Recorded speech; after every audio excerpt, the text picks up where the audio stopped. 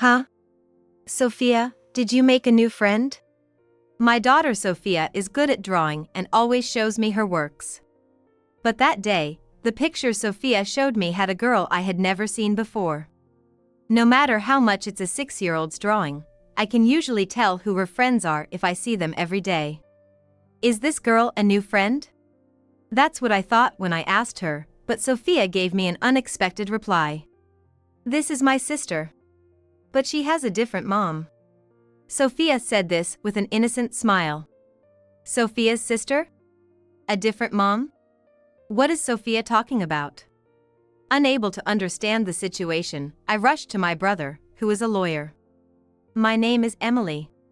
I'm a 29-year-old illustrator working from home. I met Chris at a mixer during my senior year of college, and since then, we've been living happily as a family of 3 with our daughter, Sophia. At least, that was the plan. I usually don't attend mixers, but at that time, there was someone who wanted to meet me. My friends, not wanting to miss out on a mixer with businessmen, pleaded with me to go, and I reluctantly attended. At this mixer, Chris pursued me earnestly, and as someone who was completely out of the dating game, I was swept off my feet by his charm, and we started dating. We ended up getting married the following year when I got pregnant. At that time, I was 23 years old, just about to start my career, and Chris was 3 years my senior at 26. My parents were strongly against marriage. But I was already head over heels for Chris and couldn't consider not having his child. In the end, I went against my parents' wishes and married Chris. I didn't know it at the time, but this was the beginning of my misfortune. Shortly after we married, I found out that Chris had been lying about various things. First, he wasn't a businessman but worked at a nearby factory. He also had a previous marriage and, in fact, had a child. I wouldn't have refused to marry him if I had known, but I was shocked that it had been kept from me. Chris thought that no one would accept him if they knew he worked at a factory. He thought no one would marry him if they knew he had a child from a previous marriage. Both lies were told out of his desire to marry me and stay with me. At the time, I was flattered that he wanted to marry me so badly. I was happy, believing he truly loved me. The reason for his divorce was that his wife had cheated and left home with their child. Clearly, it was his wife's fault, but it didn't change that it was his child. Chris told me he was sending $1,000 a month to his ex-wife as child support. Isn't $1,000 a month too much for child support? I did think that, but Chris wanted to provide, even if it meant stretching financially, because he couldn't be with his child. I saw Chris as a pure and kind person. After we got married, to save money, Chris moved into my place. I had been working from home as an illustrator since college. After winning a contest in my junior year, I started getting various job offers from companies and even held a solo exhibition. So, I had been living alone in a 3-bedroom condo since college. This space was sufficient for a child for the foreseeable future. Looking for a new place would have meant additional costs. So we decided it was best to live together here. Most of Chris's salary went to child support, so inevitably, rent and utilities continued to be covered by my salary as they had been when I was single. Honestly, if we could live happily as a family of 3, that was enough for me. However, after our daughter Sophia was born, Chris started coming home less and less. Chris's factory operates on a fixed rooster, so there shouldn't be any overtime, but he started coming home late, saying there were machine troubles. It started as just a few times a month, but by the time Sophia was 2, Chris would come home late from hanging out after work, saying things like, "I was invited by my colleague," or called by a buddy. Additionally, on weekends, he would leave for visitation days with his child from his previous marriage. Eventually, Chris rarely came home, and when he did, it was just to get some spending money. Then 4 years passed.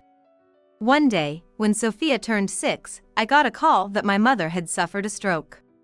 Thankfully, she was not in life-threatening condition, but she needed to stay in the hospital for about 2 weeks. My father was traveling abroad for work, and like me, my brother had moved to the city and was thriving as a lawyer. I was the only one who could take care of our mother. I explained the situation to Chris and told him I wanted to go back to my parents' home until my mother was discharged. It's a 3-hour by plane from our home, so commuting between home and the hospital was not feasible. I can work from anywhere, but Sophia is still too young. She has school, so I can't take her with me, and she can't stay home alone. My friend takes care of Sophia after school on weekdays until the evening, but I can't leave her on nights and weekends. Chris, who hardly ever comes home, was the only one I could ask to take care of Sophia. I told Chris that even if it was just for this period, he needed to come home after work and look after Sophia. Chris, while concerned for my mother, reluctantly agreed, making a clearly reluctant face. Sophia will be at her friend's house until 6, so go pick her up. Then, could you handle dinner and homework? That'd be great, right? Every day? Yes, every day. What about the weekends? Stay with her on the weekends too. Can't you just take Sophia? I can't pull her out of school for 2 weeks.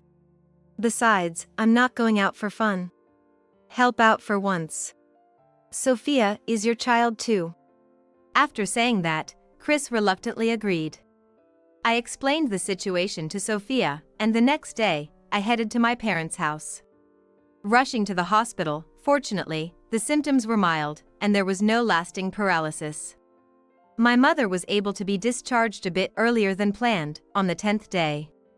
My father managed to adjust his work schedule to be back on the discharge day, and they could spend some time together at home. Relieved that my father had returned, I decided to go home a bit earlier than planned. I contacted the friend who had been taking care of Sophia and my other friends and went straight to my friend's house to pick up Sophia. After thanking my friend, I returned home, and while I cleaned, Sophia quietly worked on her picture diary. Sophia loves drawing just like me, and keeping a picture diary has become her daily routine. As I finished cleaning and went over to Sophia, her picture diary was almost complete. She said it was today's entry. Today's drawing depicted her playing with her friend Hannah, whose mom had been looking after Sophia. As a doting parent, I can easily tell who she is drawing because Sophia captures people's features so well. After finishing today's entry, Sophia also showed me the diaries from the days I was away. Most of them were of her playing with Hannah and Hannah's mom.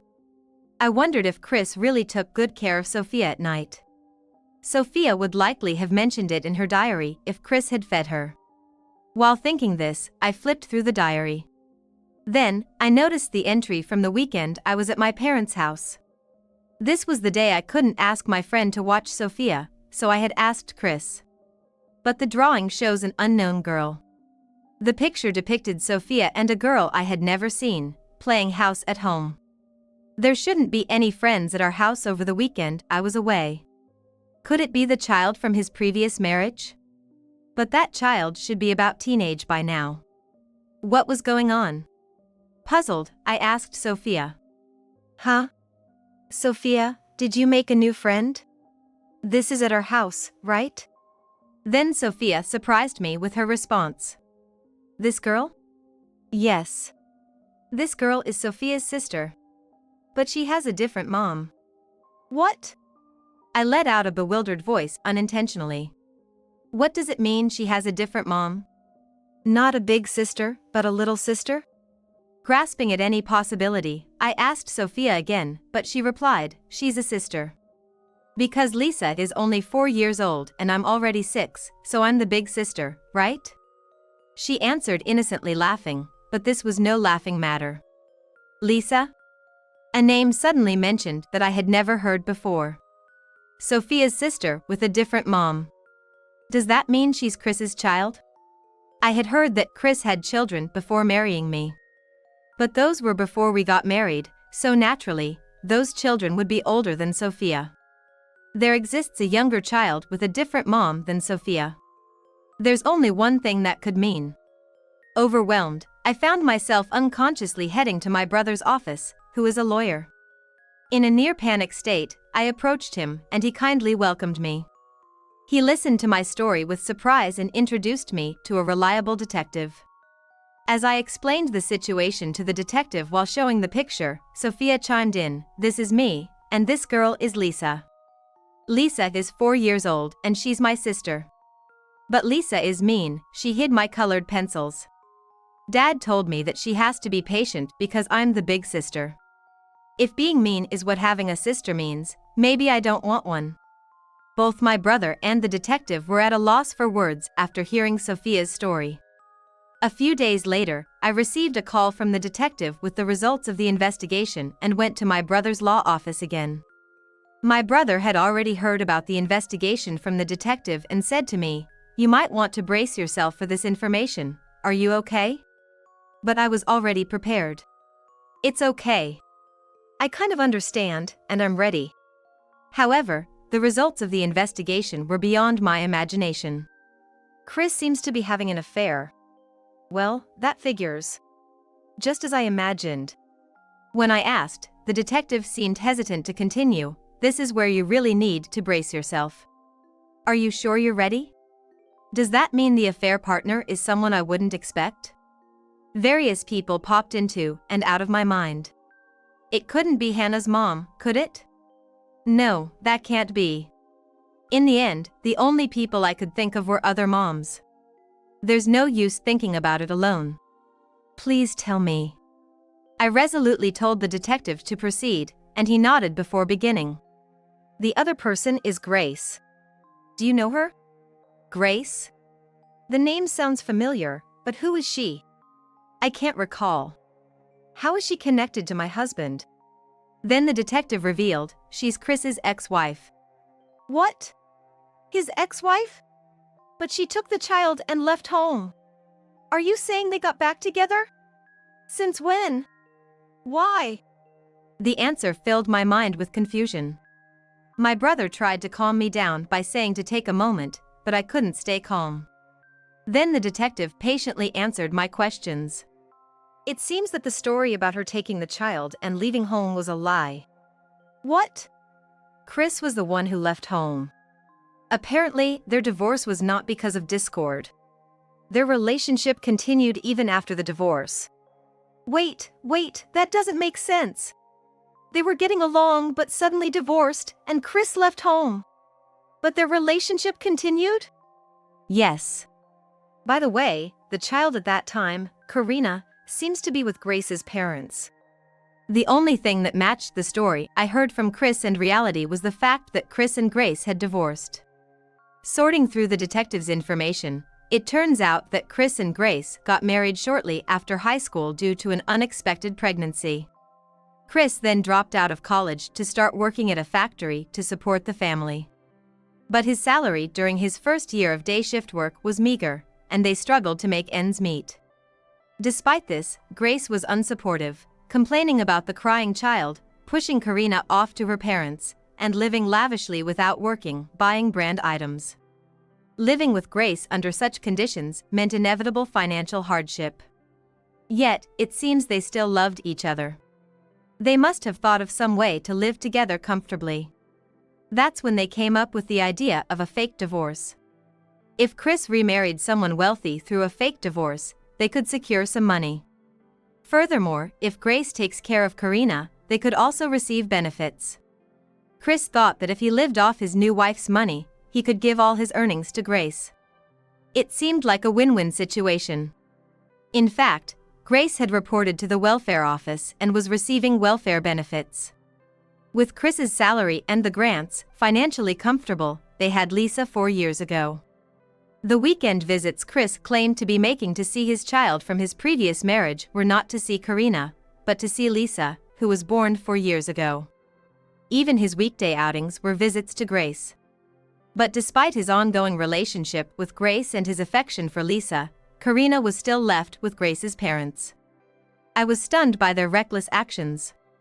I felt no anger, sadness, or frustration. I was just utterly dumbfounded at them and at myself for being cluelessly content these past 4 years. But what disgusted me even more was how these two selfishly dragged countless others into their mess. Thinking of Chris probably at Grace's place even today made me want to confront them immediately, but my brother stopped me. He was right. Storming in there impulsively would only lead to them brazening it out. That wouldn't happen. I decided with my brother to carefully plan our next steps. I told Chris that our mother would be staying with my brother for her recovery, and that I would also stay there with Sophia for a while, and then left with Sophia. Having rented a condo near my brother's place during college because I felt safer there. I never imagined this decision would come to my rescue. My brother warmly welcomed us, and we began a temporary cohabitation. A few weeks later, as my brother predicted, Chris contacted me. He was furious on the phone. "Hey! What have you done? What is all this about? You won't get away with this." That should be my line. Does he even realize what he's done? Yet, I headed home to put the final touches on my plan, having arranged for Sophia to stay with Hannah's mom. When I arrived, predictably, Grace was there too. "This is my house, you know." Chris still demanded, "What the hell have you done?" He didn't even try to hide Grace's presence. But soon after realizing he wasn't dealing with just me, he was lost for words. Yes, I had returned with not just my brother but also Chris's parents. After explaining everything to them, they knelt down and offered their help. I confronted him coolly. "What do you mean by what have you done? What are you talking about?" Chris probably hadn't expected me to be so assertive. He stammered, "Well, I mean..." He struggled to speak. Grace, seeing Chris's parents, tensed up and looked down. Were they giving up too soon? I pressed them. "You won't know unless you talk. Explain what happened with your own words." Not that I didn't know already, but it's important to hear it from them. I pressed them hard. "The welfare office called about the support allowance. Maybe Emily knows something about it?" Chris started speaking meekly. Where did his earlier defiance go? It seems the welfare office had contacted Grace about potential fraud in her benefit claims. My brother had inquired with the office and predicted they would contact her today. I again confronted them. "So you've been deceiving me all this time?" "Well, not deceiving per se. Not just me, you've also been lying to the government and collecting various benefits, right? Did you seriously think you'd never get caught?" "Really, we didn't intend to deceive anyone. It just turned out this way." "What? What are you talking about? This is obviously premeditated. Even our meeting was orchestrated by you." I was completely fooled. How stupid of me. "No, that's not it. I mean, of course, I love Emily too." Chris tried desperately to explain, but with his remarks, Grace exploded. "What? Love? Then why have a child with this woman? It makes no sense." "Because if we were getting married, having a kid was the quickest way," Grace said. Then they started arguing with each other. "Can we please put your squabbling aside for now?" I interrupted them, exasperated, and Chris said, "I'm truly sorry. It was all my fault. Please forgive me." He begged. "What? Forgive? Who do you think you're asking for forgiveness after all you've done, lying even to the government, and now you ask for forgiveness when your position is threatened? No way. Don't underestimate me." When I shouted, Chris's father seemed to reach his limit and scolded, "Chris, enough is enough." At that moment, further visitors arrived at our house. They were Grace's parents. Apparently, Chris's mother had contacted them. As soon as Grace's parents entered the room, they confronted her. "What do you mean you were divorced? We weren't informed. We're cutting ties with you. Karina will never see you again. Karina has said he doesn't want to see you ever again. We will also take Lisa with us. We came today just to tell you this." Then, turning to me, they said, "We are truly sorry for everything." With that, they took Lisa and really left. It seems Grace's parents were kept in the dark about the divorce, and the couple had occasionally taken Lisa to visit Karina. What kind of nerve do these two have? Ultimately, both children were taken by Grace's parents, and they cut ties with Chris and Grace. "Wait! Lisa!" Grace cried out, but it was too late. It was already too late to regret her actions. Afterward, Grace was presumably shocked by Lisa being taken away. Her eyes were vacant, and she was out of touch with reality. There was no point in discussing anything. Chris, realizing there was nothing more he could do, collapsed to the floor, repeatedly muttering, "I'm sorry." We left the two of them despondent and went home. Later, with my brother's intervention, our divorce was finalized smoothly. Chris started paying for Sophia's child support. Without any financial strategy, the two naturally incurred a significant debt. Though both children were taken in by Grace's parents, living on Chris's salary while managing two adults and repaying debt was extremely difficult. But it wasn't just me demanding repayment. The government also issued an order to return the improperly received benefits. Eventually, Grace was evicted from her place as she couldn't pay the rent, and now it's unclear where or how the two of them are living together. Thinking of the future, I decided to move. I considered taking Sophia back to our hometown, but she had just started elementary school. Respecting Sophia's wish not to leave her friends, we decided to stay in the suburb. I rented another condo near my brother's place, where Sophia and I are now living happily together.